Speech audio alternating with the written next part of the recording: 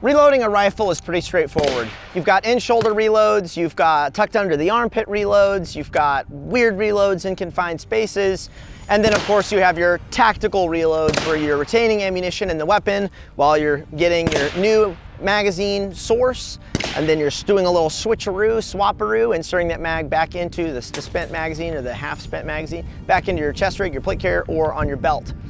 For a few years now, people have been doing this drill called the 1R1 to practice their reload rep. So it's 1 round in the gun, bring it up, shoot, reload, shoot, kind of like what these chumps are doing over here. And I've been a big proponent of that. Well, recently I've had some conversations with some people, and I've kind of been examining my own sort of shooting philosophy and just my own personal training here.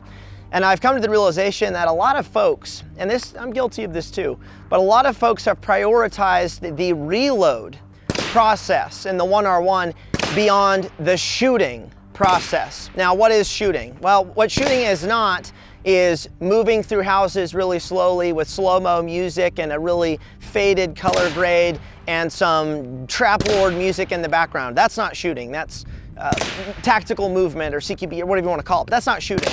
Shooting is when you are going through the process of pressing a trigger, putting your sights on something, and trying to get the bullet going out from your gun, hitting your intended target with good marksmanship or acceptable accuracy. That's shooting. So the reload process, that's not even shooting either. That's not determining my speed really necessarily, or my accuracy and my precision. So what a lot of folks are doing, and this became evident in my Discord for my aimbotkin Twitch streaming, is a lot of the videos getting submitted to me to look at for critique and to show on my stream were people doing 1R1s. Dismounting the gun really fast, not having good recoil management, and I can't see what their hits are because they're not showing me what their hits are. They're focusing more on the reload itself and going really fast. And I've kind of joked about if you execute a sub 2 second 1R1, you can be an instructor on Instagram, and I'll still stand by that comment. But a lot of people are focusing on this stuff a lot more than actually shooting the gun. And I'm guilty of this too. Now, I'm not going to take full responsibility for some of, the 1R1s kind of getting out there and in some ways being prioritized a little too much because that would be narcissistic to take full responsibility for that. And there have been other people who have promoted the 1R1 as a drill that is cost effective. You get the reload rep, you get a sight picture, you get a lot of stuff going on. And some of those people may disagree with what I'm about to talk about, what I'm going to show. But in my opinion, there are better ways to train rifle reloads while still maintaining good emphasis on actually shooting, actually hitting your intended target with a good balance of speed and accuracy, and still getting the rep in of the reload. Now, during times like this where ammo is pretty hard to come by, it also makes the 1R1 seem really cool and something that you should be doing because it's cost effective. Well, the reality is you can dry fire your rifle reloads and your rifle manipulation at home for free.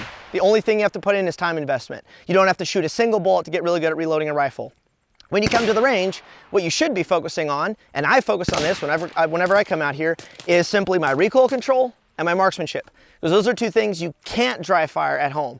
But you can dry fire 1,000 times in a day a bolt lock rifle reload. You can dry fire that all day, but you're not going to be able to dry fire recoil control and marksmanship. So those are the things we really need to be focusing on when we're here at the range. Now, where I still do a little bit of 1R1 action is with a weird gun that I don't have a lot of experience with if I haven't dry fired it in the armory. Come out here, weird MP5, the Spectre, like a submachine gun, or some just weird guns. I'll do a few 1R1s to kind of get the hang of it, but then I immediately transition into some other drills that are a little more pertinent to shooting, not just reloading. Now, bringing up a criticism, I'm a big fan of this. If you bring up a criticism of something that people are doing or a way something is being done, you had better be prepared with a solution, because if you don't provide the solution, people will just dismiss what you're saying. They'll revert back to their old ways of doing whatever it is that you have a problem with. So I have 4 different drills to show you guys and how you can still work rifle reloads into your shooting, but start having more emphasis on the actual shooting.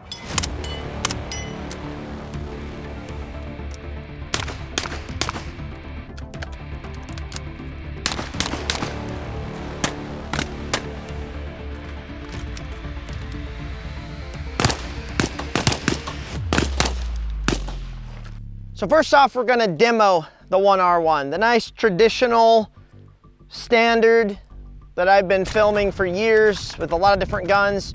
Sometimes it's just a demo product, Mars carriers, SDAC carriers, plate carriers, chest rigs, or whatnot. But my standard for a one reload one has been from around 10 or 7 yards, somewhere around there, doesn't really matter. On a full USPSA targets, 2 A-zone hits in under 3 seconds. So let's see if I can do that. I have a belt-worn Mars carrier right here. Buzzer on instant, on delay. Let's go. Ah. Wow, that was not a great 277. We'll do it one more time. I'm in though, both A's, under 3 seconds. Super sloppy, but still inside.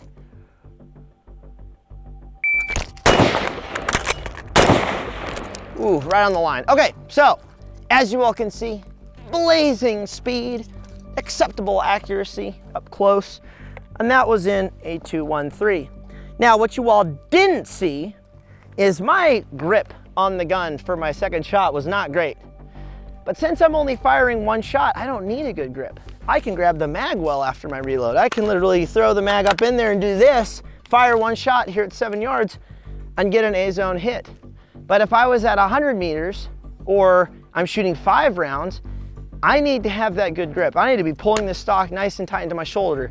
And where 1R1s become even more evident, this is the biggest problem with 1R1s, is you get really lax on your recoil control. And this is more evident on handguns than it is on rifles. But on handguns, typically what you have with shooters doing one reload ones is they bring the handgun out, they fire their one shot, they have their good grip that they establish from the draw. You know, their good grip they build, press the gun out. They do their reload, and then because they're on the clock and they want to go really fast and they're under the stress of a timer, it's not really stress, but it's more than shooting with no conditions. But you know, the stress of the timer, they're on the gun, they do their reload, and they just take it. With whatever grip they have, they just send it. They send that shot. And if you're only 5 yards away into a full USPSA target, that's fine. You're not gonna need good recoil management. You can shoot it one-handed. You can just do this and go and hit, and you're fine. But is that gonna set you up for success if you have to fire 5 rounds or 3 rounds or at 100 meters? You know, I gotta make sure I'm really pulling the stock tight into my body and I'm eliminating all the variables that exist if I'm focusing on marksmanship after that reload. We're gonna do a little bit of that in here in a little bit. So one thing that I like to do, and I've been doing a little less 1R1s, are 5 reload 5s or 1 reload 5s. Something that requires good recoil management after the reload. So I can work on making sure my hand is returning to the same spot, that I'm pulling the stock tight into my shoulder, my stock is positioned properly, I'm getting on the sight, and I'm actually rattling off proper rounds with good recoil management. So let's see what that looks like. What I usually do to set this up, we're gonna go over here. I carry an extra magazine with me, or you can have loose ammo, and I literally just pop off the top, or the same magazine, 4 loose rounds, insert back into the carrier. 1, 2, 3, 4. 1 in the gun. So I have 5. We're actually gonna move this target. So we have 4 A's. I haven't pasted that. And this drill, this requires speed, a little bit of marksmanship. These are up close. Speed, and after the reload, good recoil management. 5, reload 5. So the first solution drill for you guys. Now this is a little more pricey. If you want to, tune this down, you can do 1 reload 5. I like having 5 because it really does require good recoil management. If it's 2, you can get away with a sloppy, situation on the gun. 3, it's like, all right, a little more. 4, okay, it's okay. I like 5. 5 is great. So 5 reload 5. Let's see what time standard we can do this in. I'm trying to go for 95% alphas. If I have 1 Charlie, I'm happy. Any more than that though, and that'll be a problem. Stand by. Oh, hit the mag release late. I'm set. Could have pulled the gun a little tighter with my left hand, but we're good. All A's.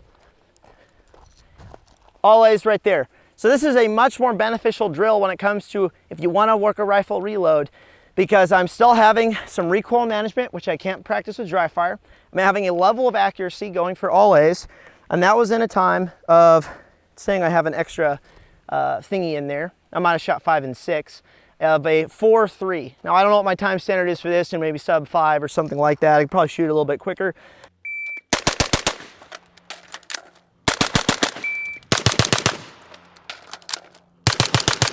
But this is a lot more beneficial for me than just working 1-on-1s all the time and starting to develop that really loose grip. So now let's do a 1 reload 5, see what that looks like.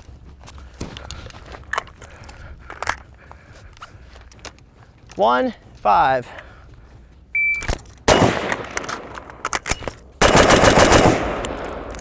All A's. Sloppy first shot. And that was in a 3-5-8.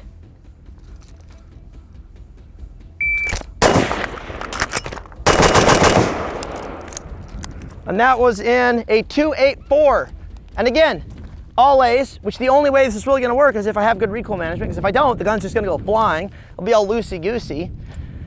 And my first shots there are good to go as well. So now let's go check out some other solutions to working reloads and still emphasizing shooting.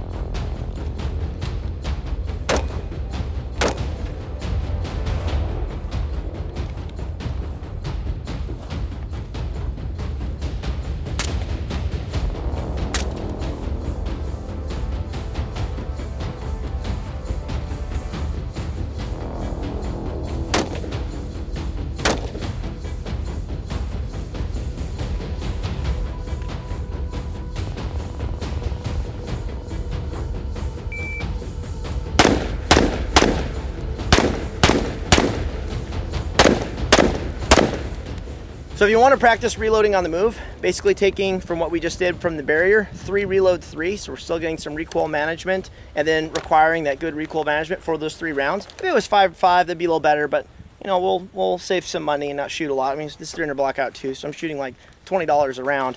But what I have here is 2 sticks, about, it doesn't really matter, but they're spaced about 10 to 15 meters apart. If you have a space that's too short, you don't have enough room to reload until, you know, before you get to this stick, the purpose of the drill isn't really, what you're going to be focusing on. What I'm focusing on here is by having the 2 sticks about 15 meters apart, I'm trying to shoot 3 rounds and reload and get 3 more rounds off all on the move before stopping at that stick. Shooting on paper to track my hits. I could be shooting steel, but steel can lie. I'd rather shoot paper and actually walk up and see what's going on. And the way we initiate this drill is I have a second individual, Josh over here at the timer. When I enter the shooting box is when the timer goes. And until that timer pops off, I'm simply at low ready. I set my pace so I'm not exploding into movement to arrive in the position. I'm setting my pace like I'm flowing through, fill in the blank, whatever subjective scenario you want to add. But I'm literally flowing into the shooting area. Timer goes off, 3 reload 3, and we're set. I'll be doing this from the belt.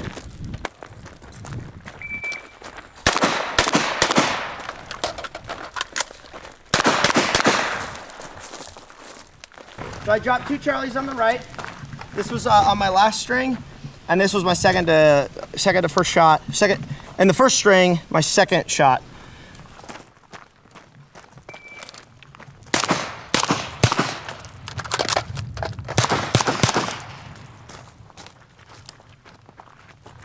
All right.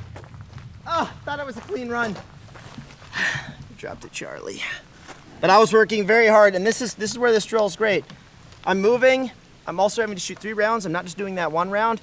So I got to make sure I'm pulling that guy nice and tight to my body and keeping it stable and having good recoil management so I can deliver accurate fire and on the move. So 1 Charlie, not bad.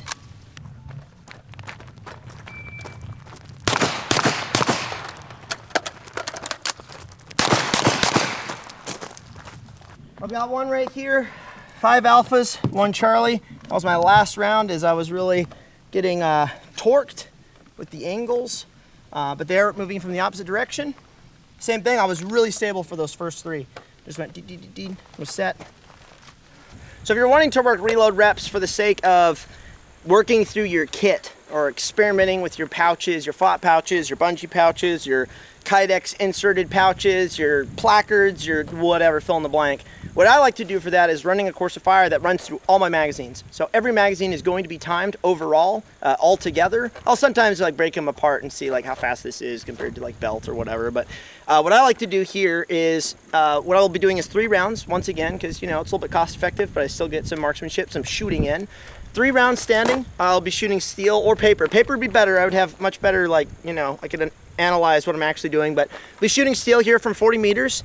When I drop to kneeling, do a reload, just 3 rounds, prone, 3 rounds, reload again from prone, stand up, 3 rounds again. So it's a total of 12 rounds, and I end up working through all my magazines. Belt, 3 in the front. If I'm running a larger chest rig, I can do everything from there. If I've got double pouches, I can do everything from there. But for this, it's gonna be my first reload will be from my belt into the kneeling position, and then I'll be loading from my carrier for the rest. And the reason I'm forcing standing back up for that last reload is to force a reload in the prone, which sucks, especially if you're coming from a plate carrier.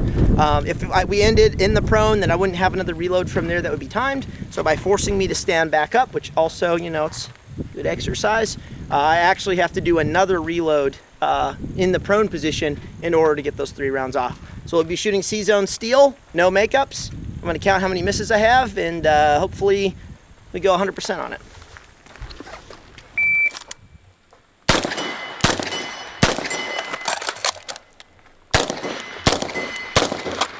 One miss.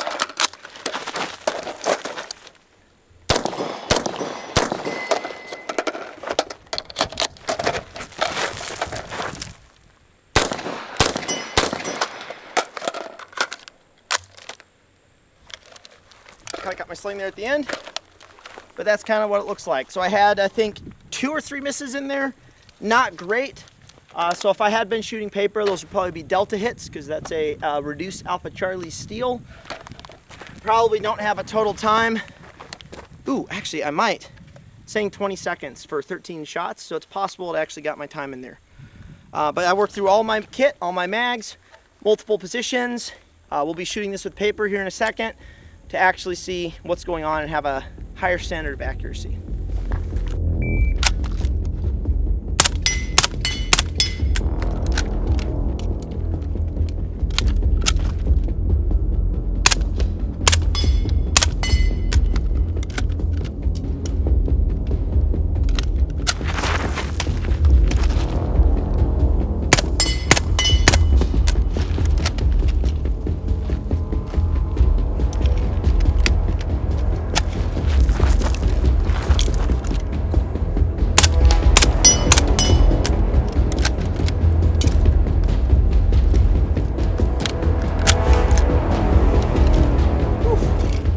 It's a lot going on with the MP5 SD, but working through all my mag carriers, or my pockets on this Mayflower rig, pretty rad. So I really like this one. We have barriers back here at it's about 35 to 40 meters from a USPSA target, so we have a standard of marksmanship. We're going to be shooting 3 rounds on one side of the barrier, tucking in to the cover or concealment to reload behind cover and concealment. Do our reload from belt or plate carrier, doesn't matter. Pop out at a different elevation. So in this case, kneeling on the right side, 3 on the same target. So we have to have that good recoil management. We can brace off the barrier if we want, or we can just do it freehand. We are tucking into a obstacle to perform our reload. The faster I execute the reload here, the faster I can be back up on the gun. So obviously I want to go pretty quick. So we're able to track some of that reload speed a little bit, especially if you're running this on a shot timer. You can go to your 4th split and see how long it took you from the space between 3rd and 4th. But we're getting 6 rounds down range at distance, and we're working a barrier. So I'm doing my reload rep with emphasis on shooting. All right, you guys good? Yep. Stand by.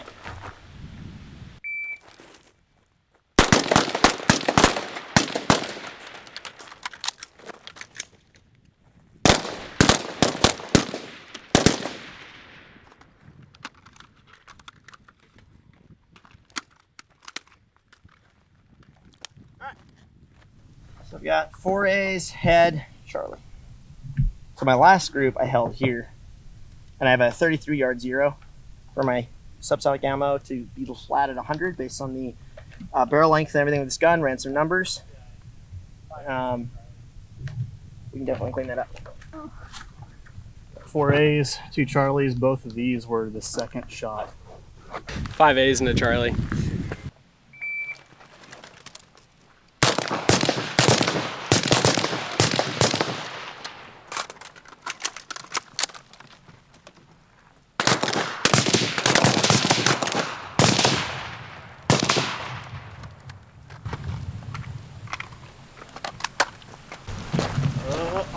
One Charlie, dude. 3. Stacked them.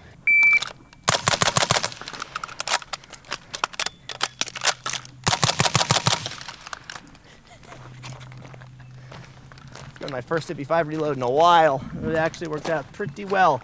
So I had this guy right here. I almost flew outside. Actually, he was from this run. Oh no, that was from the previous one. So I think this is my group right here. All A's.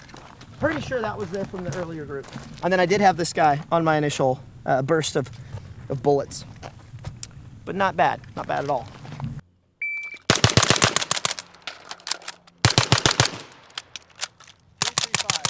Even though we demoed 4 or 5 different drills here for you guys to be working on when you go to live fire, so outside of dry firing, your weapon manipulation, it's important to understand that you can take any of these principles and go make your own courses of fire. I get a lot of questions on, hey, what are your time standards for this? What distances? What target size? What's that?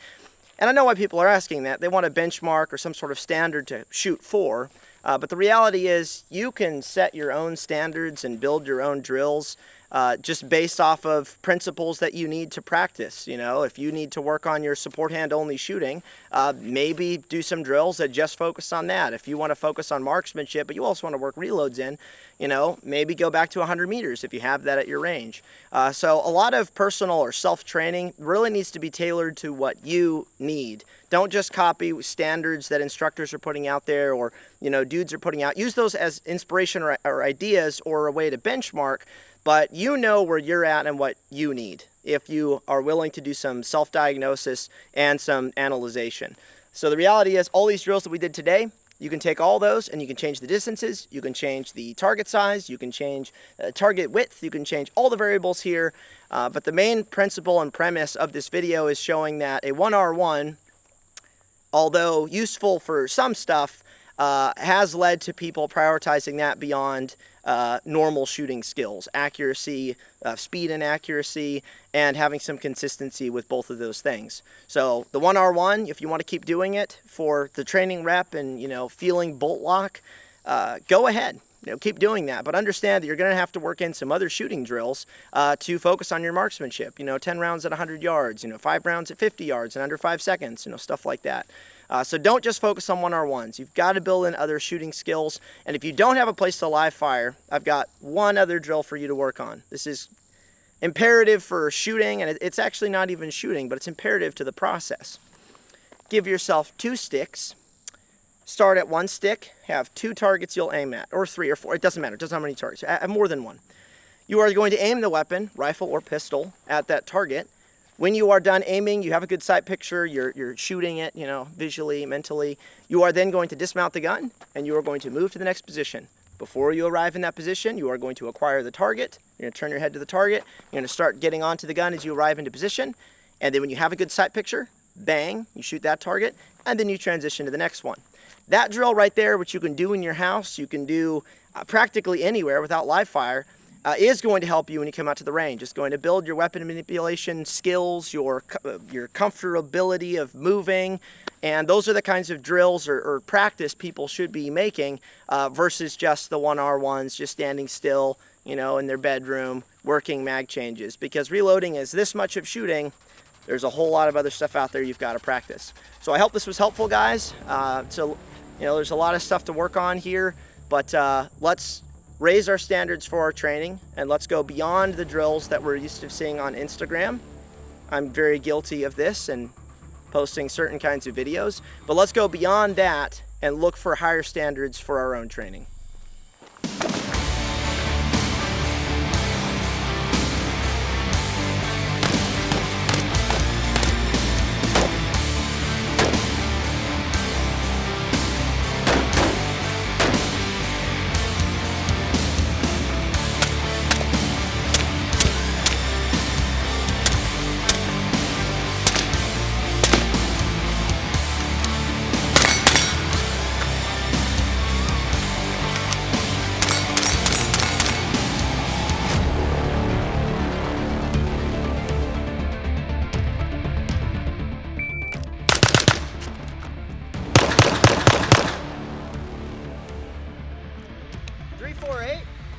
So it's about the same.